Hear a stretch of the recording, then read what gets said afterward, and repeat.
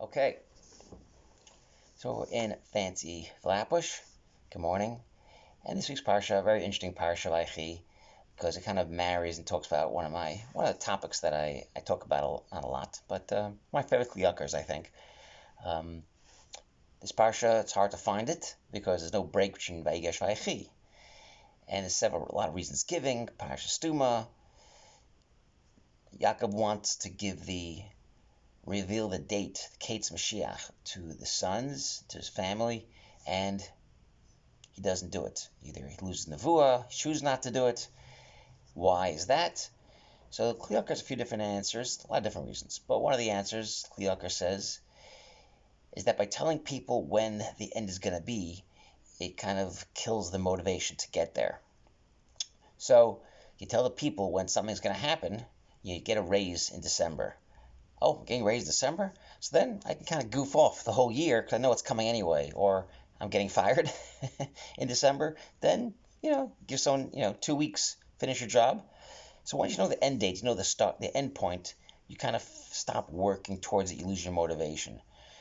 So the Kli Yakar says that you look at the end of Vayigash, V'yachsuba, that they lived there and they bought houses there in Mitzrayim. Nothing wrong with buying houses. But Yaakov sees that they're buying big houses and they're enjoying it. And if you tell people they're not going to get, Mashiach's not going to come for another thousands of years, then no one's going to go to Eretz Yisrael. They'll lose that drive to leave, to lose the drive to get the Torah, to go to Eretz Yisrael. You just don't have it because there's no reason to do it. So Yaakov chooses not to tell them when Mashiach will come. So that's kind of from Israeli perspective, how to look, buying big houses in New York and Florida. It's a step away from going to Israel.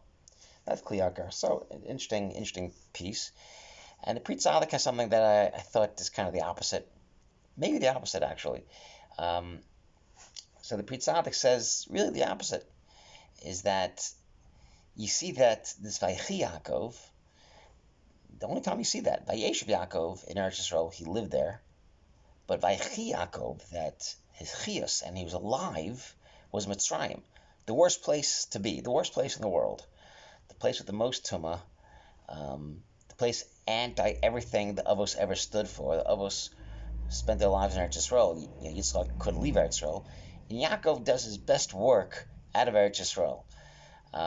Says you live a year, if you live your life close to a good year at the end of your life, Siman Yafa. So the 17 years he lived in Mitzrayim were the best years. And the Pri Tzaddik kind of alludes to that, is that and he says many times that they do the best work in Chutz La'aretz. You grow the most. The most Torah was gotten in Chutz La'aretz. The Geula is going to come from Chutz La'aretz. So the good things have to happen by being in the darkness. You don't appreciate the light until you're in the dark. And the Pri Tzaddik says this, just the opposite.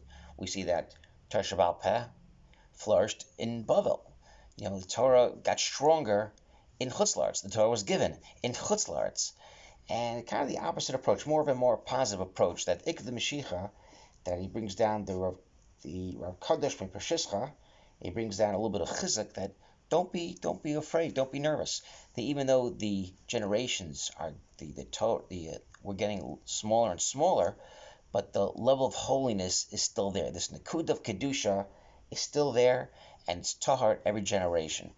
And Pri Tzaddik also says that there's a opening parsha when he gathers them together. Heasfu v'gidu, he gathers them together. That's an open parsha. It's a break there, because that's kind of the symbol of when Mashiach will come. It's the gathering. That's kind of a symbol Mashiach will come.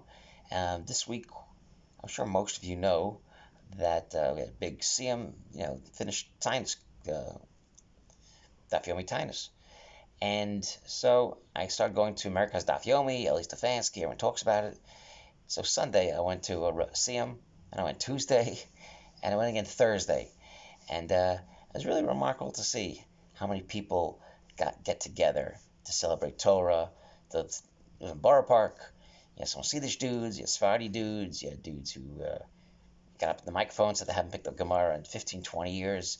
And we're not talking about people that, you know, are, Baal Shuvas. We're talking about FFBs, people that just either didn't find it interesting, were too busy, didn't have good rebbes, whatever the case is. But that's kind of this refrain that I heard over and over again. And it's really interesting to see. And it's real chizuk that even though I'm a chutzlaret, we're chutzlarets, but the gathering of the people to learn Torah is a really pretty amazing thing. And hopefully this will bring the coming Mashiach. Shabbat Shalom from New York.